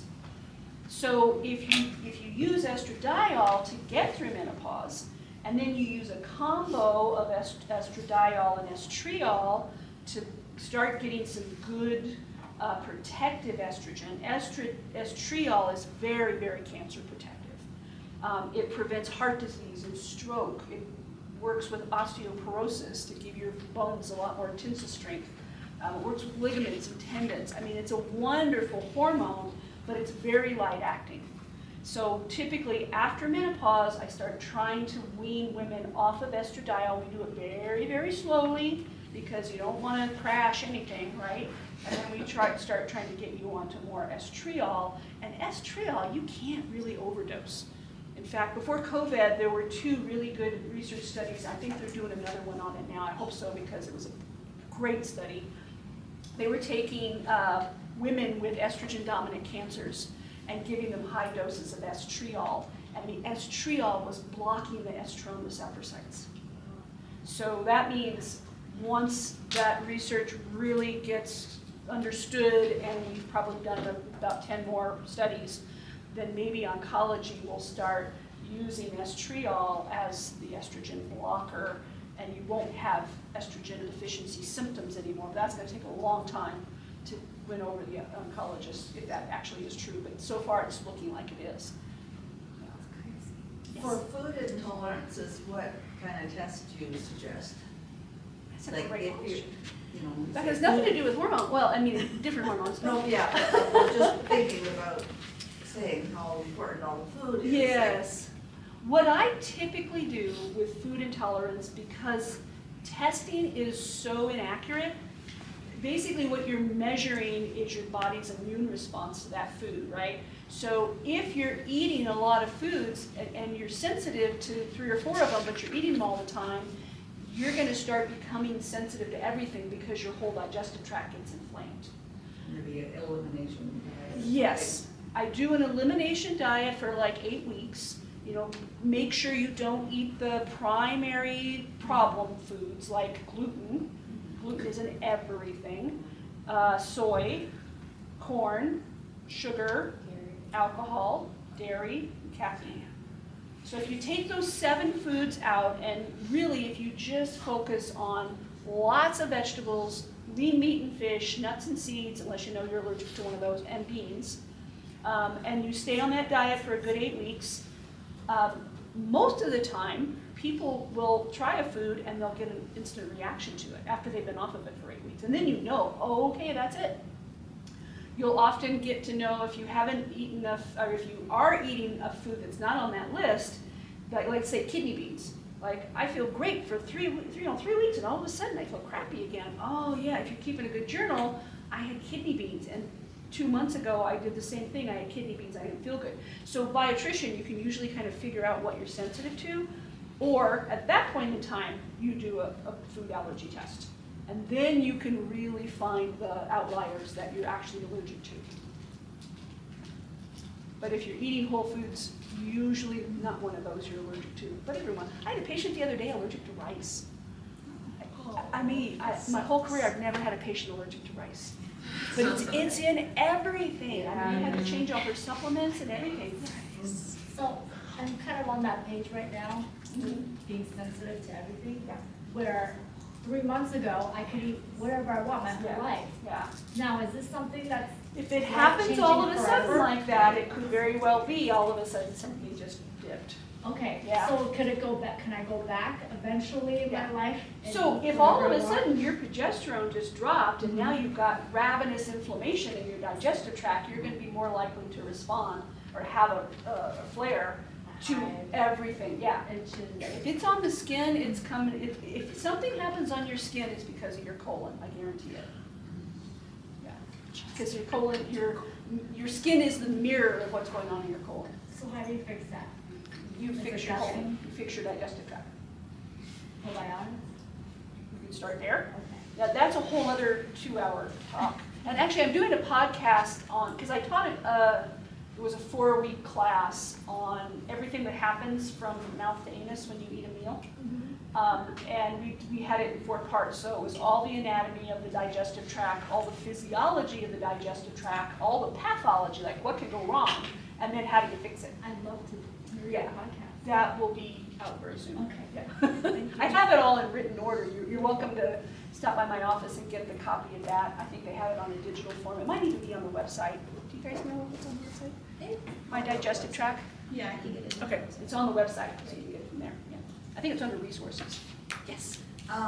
Just real quick question. So during menses, like the drop in progesterone, is that what causes the bloating and Yeah. the inflammation? Okay. Yeah. Okay. Any questions about anything else so far? Where am I? Menopause. So at menopause, what happens? All of this still takes place, but it starts to become under the wire. When you have less estrogen being produced, you're not building a uterine lining as much anymore, and then you don't get the ebb and flow of progesterone the same way, then you don't have a period any longer. And all of the, so technically, and this is only for really legality reasons, the reality is you have your last period, you have your last period. You just don't know if the next one's going to come or not, right? So you only know looking back. Legally, you are in perimenopause for 2 years, 24 months after you've had your last period. And then at that moment in time, 2 years after your last period, you are menopausal for a split second, and you are forever postmenopausal for the rest of your life, no matter what happens. If you have another period, and the reason why it's 24 months is so doctors don't get sued. If you have a period somewhere in that 24-month time period, the doctor doesn't have to do anything to prove that you don't have uterine cancer. If you have a period 24 months after your last period, and you're technically menopausal or postmenopausal, and you have a bleeding incident, then the doctor has to legally rule out that you don't have uterine cancer. So that's really what it's all about. In reality, anything can happen, right? And it's always a good idea to rule out you don't have uterine cancer no matter what. So it's a quick little ultrasound, a blood test, so why not, right? But that's what really heralds in time-wise and all of that. Any questions about any of that? I'm gonna, yeah. Sorry. Are postmenopausal women much more susceptible to uterine cancer? No. No? Oh, okay. Not necessarily, yeah. The longer you get more E1 in your body, literally the more likely you are to get uterine cancer. Because estrone is so domineering and so forceful, it's what the pituitary is trying to use to get in there and get the job done.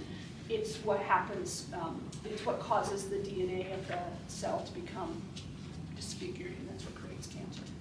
Yeah. Was there another question? Oh, I was just wondering, in the first phase, Mm-hmm. the follicular phase, can you be estrogen dominant if your progesterone is just sort of non-existent? Yes. Or is Great it question. always just a lot of excess? No, everything is in ratio. Yeah. Great question, thank you, because that was what I wanted to talk about. Can you repeat your question? I didn't catch it. So she's asking if the hormones are out of ratio with each other. Like if progesterone is really deficient, can you feel like you're estrogen dominant? And that's absolutely true. If you are you're postmenopausal and you have no estriol and you have very little estradiol and you've got a whole bunch of estrone, you're estrogen dominant, even though you don't have these. So if you go to your doctor and they're only doing estradiol, they're like, hey, estradiol's fine. And then if your progesterone is high and these guys are low, these feel lower. Usually it's the other way around. Progesterone is low, these guys feel higher. Does that all make sense? Any other questions about any of that? You had said the last talk that you had something on the website that followed the lunar cycle. Uh-huh. I never could find that, so where is that? You know, it might have been because I was here in December and did that, and they always put a new one up at the end of the year, because a new one's up, right? Yeah, it's on there. Do you know where to find it on the website? Okay, I think there's a tab that says resources, Okay. and that has all the handouts. Is it on the medicinary one or the, Because I looked there and recently I couldn't find it. I think it's on the partners website. okay. Yeah. It should be on the medicinary one too, and that medicinary website just went back up live yesterday, and it is beautiful. I mean, they're still working a few little bugs out of it, but a lot of the handouts, like how to treat hypochlorhydria and all the handouts I've done over the years should be on there that I've used it, you know, if you need any information. Okay, what else? Any questions about bioidentical hormones? I'll just go ahead and kind of cover that real quick. Yes? Why is it important to get regular PAPs? Oh, great question. So, the question was, why is it important to get regular pap smears?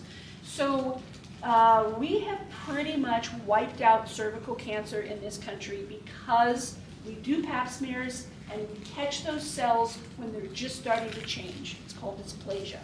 If you catch a uterine cell in dysplasia and you fix it, you don't die from uterine cancer. Or cervical cancer, sorry. So if you don't do it and you don't see the cells when they're in dysplasia, they tend to go into cervical cancer very quickly. You have absolutely no symptoms of cervical cancer or vaginal cancers until it's too late. I just lost a dear, dear friend of mine. She was one of the people who kind of helped me through med school. She was one of the Help you over here. Well, these are my assistants. Because I was getting ready to start looking down in the valley. I haven't had great luck out here. I have women who fly, they've moved away and they fly in once a year just for me to do their pap smears because they have a bad experience getting a pap. And I'm really, really good at it. Like you won't even know I'm there. Gentle, wonderful person. Thank you. I'm so glad to know that. I've never had one. So I'm 15. When should I start getting them? When you become sexually active. Okay. Yeah. So the number one cause of cervical cancer is the HPV virus, Yes. which is transmitted sexually. It's an STD. It has a lot of bad stigmatism. There's a nun in Oklahoma that doesn't have it. Pretty much everybody else on the planet does. But it is the reason why we have to be so careful. I'm not a big fan of the vaccine for a lot of reasons. So my friend had a hysterectomy, and of course she's told you don't need a pap smear anymore. And she had her last pap with me in 2016, and of course I wrote a big article about how important this is, because if you don't look, you don't know. And if you look and you find it, it's so easy to fix it. And if you don't look and it becomes something bad, you have to go through heroic measures, and sometimes it doesn't even work. But anyway, she called me, I remember it was a Super Bowl, like 21. And she said, I just went to the bathroom and I'm bleeding rectally. And I said, honey, get to the ER, let's find out what's going on. And she didn't go, called her Monday, wouldn't go. Finally went, got checked out. She had a vaginal cancer that had grown into her rectum. It was inoperable, and she died last September. So, I mean, if you look and you find it, it's so easy to treat, so why not? That's why it's important. Thank you. You will live longer. Where are we going? Hormones. So if you are perimenopause, you're still having periods, but there's issues, and it's like, okay, there is a hormone issue. We tried flaxseed and primrose, or you're just like, I just want to figure this out really quickly. We measure. I try to measure here at this peak phase, unless there's some other reason for why we think there's another issue, then I'll maybe measure somewhere else. Salivary hormones are the most accurate. Blood hormones, you're looking at a snapshot second in time of what's bound to a protein and going through your bloodstream at that moment. It's not what's actually bioavailable and active, it's what's getting transported. So if you've got all of your cells, all of your cells saturated, and you take a blood test, it may look like you're deficient when you're not. If you've got all of the hormones moving around, but they're not getting to the receptor sites or they're not fitting the receptor sites, it's going to look like you've got plenty or even too much when you don't have enough. So if you're looking at salivary hormones, you're seeing what's actually bioavailable in the saliva, and you're getting more like an 18-hour video versus a 5-second shot. Right? So when we're looking, we see what the hormones are. Then let's say you're really deficient in everything, and you have all the symptoms of being deficient in everything, and you're still having a period, which means there's enough still coming that's creating that cycle, but it's just very scant. Then we might drop in a little, if you're still menstruating, we'll probably do mostly estradiol, a little bit of estriol, and then we might do a little progesterone, we might do a little testosterone, balance out whatever is deficient. And we'll cycle that, like what you were talking about. We'll do it luteal phase and follicular phase in time with the cycle. And after a year, I have figured out, I mean, I still like to keep all of my little charts, but you do know when you need a little more or you're okay. Yeah, your body will tell you. I just don't know why around 14, actually it started happening earlier, why I feel like I'm having urinary issues. And it seems to be around, you know, so we, anyway, well, we might need to bump you and make you to a stronger estrogen. Yeah. And just, you leave a little urine sample at my office. Let me check and just make sure. I'm going to talk to her after class. Or after. I mean, you don't need an appointment for that. Just drop some hair and walk. Yeah. Okay. Any questions about premenopause? Once you stop having a period, then we don't want to keep cycling, because you'll keep having periods. If you have a hysterectomy, you don't want to, well, it all depends on your age, and there's a lot of like other questions around that. If you have a hysterectomy, you still have your ovaries, you probably are still cycling, and you might still want to cycle with your hormones. That's a very individualized question. But if you've gone through menopause, you haven't had a period, and we don't want to keep forcing you to have a period. We want your body to naturally say, okay, I'm done, right? Not push that any. So then we would probably put everything all together into one higher dose of estriol. Estradiol can convert to estrone, so we don't want to do much of that, but it's also a strong enough acting estrogen, so we might want to add a little bit, right? And then usually we'll put in the progesterone. Sometimes we need testosterone, sometimes you need DHEA, sometimes you need cortisol support. So we match it exactly the way your body is telling us. I've been doing this 30 years. I usually get it pretty close. If you tell me, hey, this worked that way, this is also much better, but boy, this is happening now. All the symptoms that your body gives us tells us clues about what your body's doing with it. So those clues give me ideas about, okay, what we need to shift.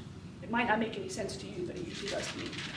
So I did some research. The lunar calendar for 2025 is not up yet. Okay. I put in a message to get that posted. Okay, We should great. have it up by Monday. Great, we'll have it by Monday. I would check Tuesday. Give them the day. My staff is really good and they're really busy. Okay, you got 10 minutes left. Any questions about anything about hormones? Yeah.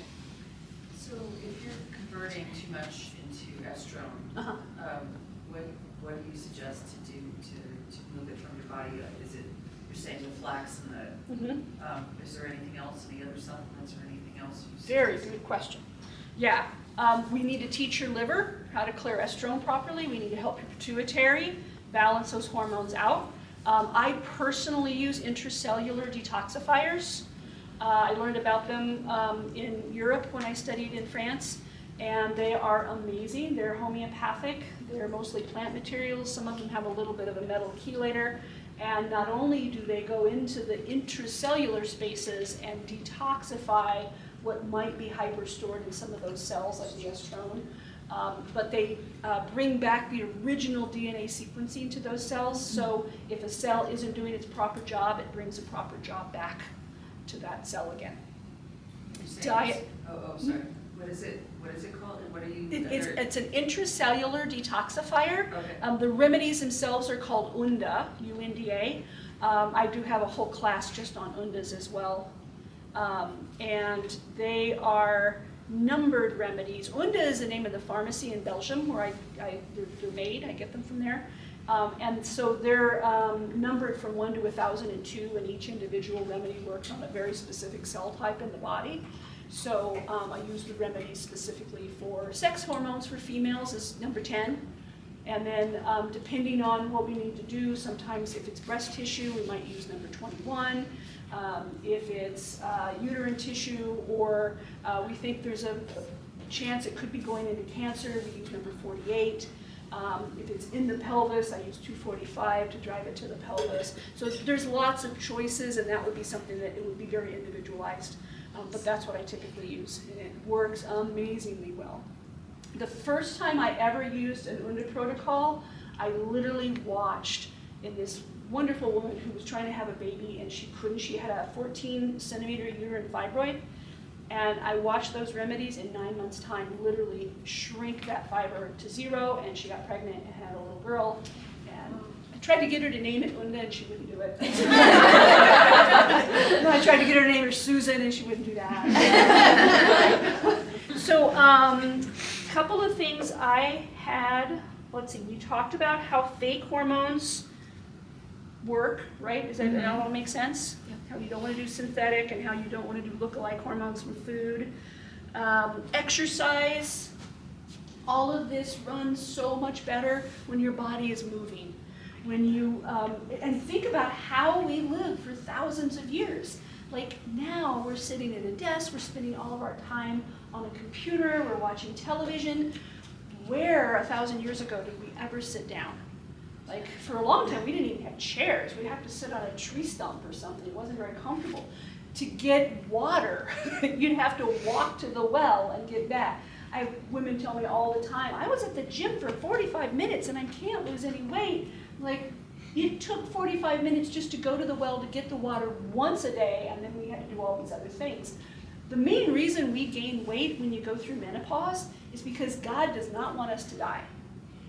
He didn't care about men. I mean, that didn't sound right. Hold on, let me rephrase that. So women, let's talk about men first. Men, on their little chromosomes, they build things, they reproduce, and they hunt. And when you're talking about how we lived in tribal situations for thousands of years, that is their primary job, right? And they do it very, very well. Once you go through andropause, and they do have andropause, they're not a big necessity to the tribe anymore, right? I mean, if a man dies when he's 60, it's not going to hurt the 20-year-olds. If a woman who does everything else and primarily is the historian, she is the one, the elder woman in the tribe is the one who teaches everybody what mushroom not to eat because you will die, how to get the water, how we move from that canyon and don't go back there because that tribe's going to attack us. You know, she's the one who held all the information, and if she died, it was detrimental to everybody. Everybody else would suffer. So it's normal to think that every day. If I die, who's going to take care of my kids? Yes, exactly. It is. Like, It is. seriously. It's like my biggest fear. Yes, it is every woman's That's why I biggest told her, fear. I said, it's your job. Oh, I'm so honored.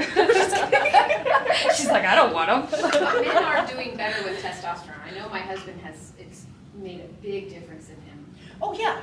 I mean, yes, that's, I mean, if men had shown up to this talk, we would have geared more to like talking about testosterone, but nobody's here, so. And women do better when they supplement with hormone replacement therapy. When they're deficient, absolutely. Yes. Yeah. Yeah. So if you are postmenopausal and you're gaining weight, just know it is because God wants you to live. Because if there was a famine and you couldn't eat, and that's why, you know, just dieting doesn't work. Because if you were to die from a famine, it was detrimental to everybody else. So you have to kind of think like how we lived thousands of years ago. Maybe eat more vegetables rather than a simple carbohydrate. And we didn't even get into food with hormones. Estrogen really likes proteins. Progesterone, you could get away with a little bit more carbohydrate, like a potato, not bread or pasta or anything like that. But that's another talk that's a whole talk, talking about nutrition. Next But time. the more you can exercise your body, the more you can move your metabolic needle up a little bit higher. Even if if you have to sit there and you can't get up and move your arms, wiggle your legs. The fidget factor is real. You know, make your body move in whatever way you can that doesn't drive the people next to you crazy. I do have to be careful about that. But the more you move your body, you know, if you're sitting at a stoplight, move your body. Do something to get your metabolism shifted ever so slightly. It will make a huge difference. And also, your body listens to every single thing you tell it. So if you're getting up every morning and looking in the mirror and going, oh, I don't like myself, or my butt's too big, or, you know, you're listening to, you know, you're telling those cells over and over and over again that that's how you are. If you look at yourself in the mirror every day and go, look at me, I am alive, I am radiant, I am glorious. You, believe me, I have died 3 times. You are so much more amazing than you think you are. I guarantee it. You are so much more loved than you think you are. Your body is keeping you alive and doing everything seamlessly because you are so brilliant. And so try to remember to say those kind of things to yourselves. And no matter what kind of judgment you have about yourself, your body is carrying you and protecting you and loving you and doing everything as beautifully for you as it possibly can. Yeah. Susan. I love that. Thank you. It's true. Yeah.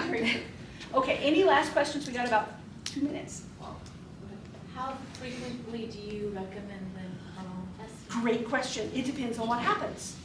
If everything is feeling good and you're not on estradiol or testosterone or something that we have to like make sure it doesn't convert some way, then I usually kind of go by symptoms.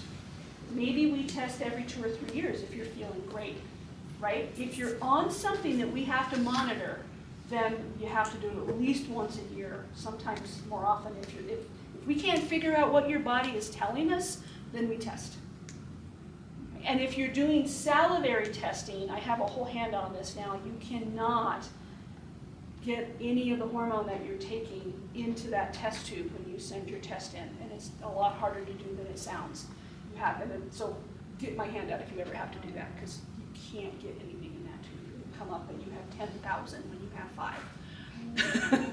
Jeez, oh yeah, well, we're, yeah. I remember that. Yeah. Can you just go over quickly about how the 3 diseases that women die from are really treated or not prevented, but kind of prevented from using hormone replacement therapy? Like heart disease? Heart disease, osteoporosis, and Alzheimer's. Yeah. Women using. You just said it, absolutely. Yeah, we just discovered a few years ago that estriol absolutely prevents heart disease and stroke. So because it makes, remember estrogen makes things soft and supple and plump and juicy. So if you're a cell membrane of a blood vessel and you're low in estrogen, you're going to get very thin and friable and crunchy. And you're a lot more likely to rupture and clot. So estriol it absolutely prevents that. And I'm very excited about that because every woman in my family died at 72 of a heart attack. So I am taking a lot of estriol right now. Yeah. And then osteoporosis, of course, it makes everything soft and supple. So it makes the bones a lot more elastic. Not necessarily denser on a DEXA scan, but it makes them more elastic so when you fall down, you don't break it. Bisphosphates, which are what you're given when you have osteoporosis, make your bone more compacted. It stops all your old bones from being replaced, but it makes the bone a lot more brittle, so you're more likely to break it. Aren't you taking it because you don't want to break a bone? Doesn't make sense. But that's the number 1 side effect of bisphosphates is fractures. And then cancers. Oh, Alzheimer's. I've heard that there is a connection with using the hormone replacement in postmenopause. Right. Yeah, because it works with the blood vessels and it works with the fragility of the brain. Yeah, it keeps you from being so fragile. Okay, we are now a minute over, so thank you all so much. I'm going to let my staff say one more thing to you. We have